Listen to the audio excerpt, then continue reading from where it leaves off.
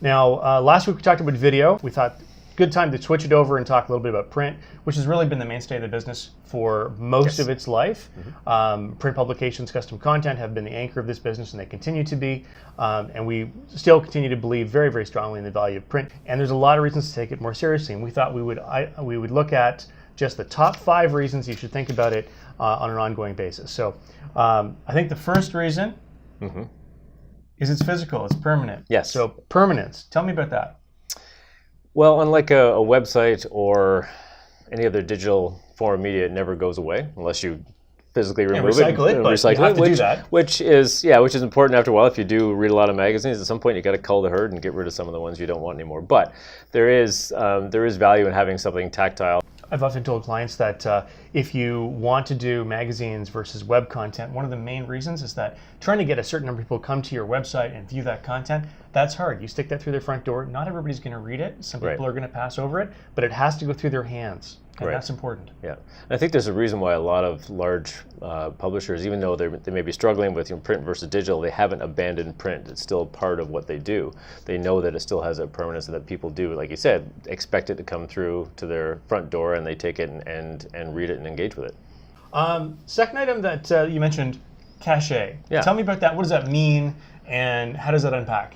For a lot of people, it does have that slightly throwback retro quality that has a bit of style, particularly millennials who may see it as a bit of a throwback to an era they might not have been around for. They may would have missed the so-called golden age of media with the success of titles like Vanity Fair and Esquire and GQ and Sports Illustrated all in their heyday. We know that there's been a noticeable, not just a little minute, but a significant increase in physical vinyl record sales. Yes. That's actually a good kind of parallel to what might be happening here. Yeah. And I think it does differentiate somebody to have produce something in print and given it to their customers. That does actually have a kind of influence on their relationship that I think just publishing something on the web or sending it to their mobile device just simply doesn't have. Right.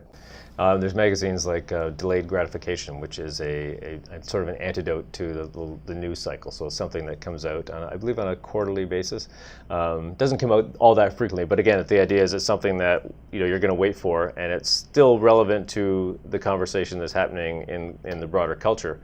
But it's something you can actually take and spend some time with, and also look at it as something that's pretty beautiful and amazing and really well done. Cool. All right. This one I had to get my head around a little bit, but escape. Yes. I was thinking of escapism as disappearing into your phone and just being like disconnected from the world around you, which happens all too often. But you're talking about something else here.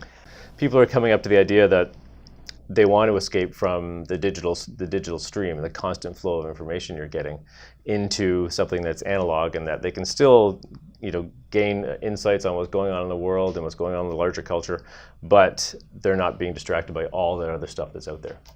I used to talk about mobile devices being kind of a sit-forward device, right? Laptops being sit up and do your thing, and magazines being a little more sit back and just let yourself become immersed in something, which is really hard to do when everything's linking you off to something else. Right. Yeah. So it does give you that kind of solace that you might get out of that experience, which you don't get through other medium.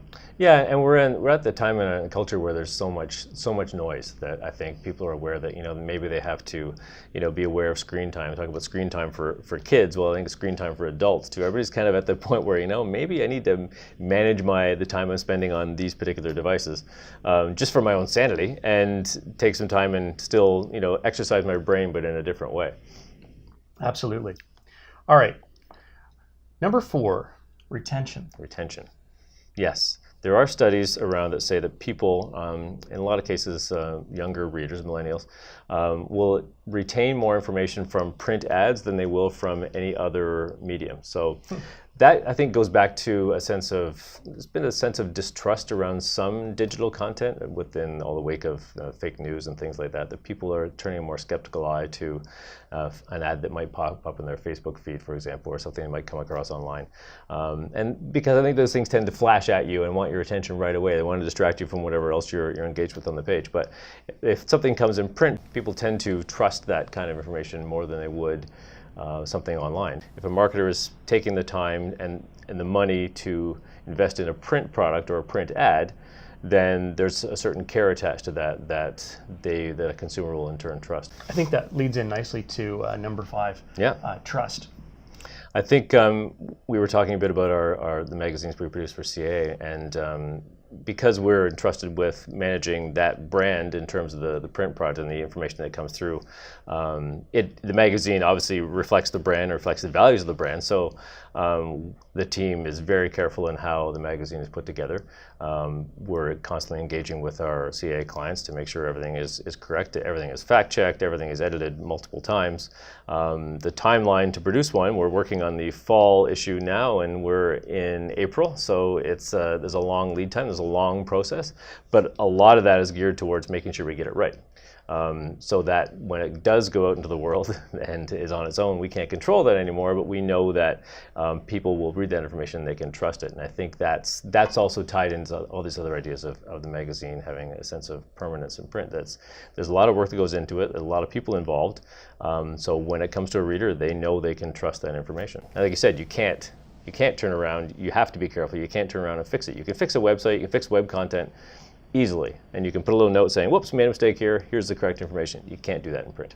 So if you're a brand trying to get your message out to your customers or your prospects, you might want to consider print. We can definitely help you figure out whether it's the right medium for you. Give us a call, and we'll be back in another week with another conversation. Thanks very much.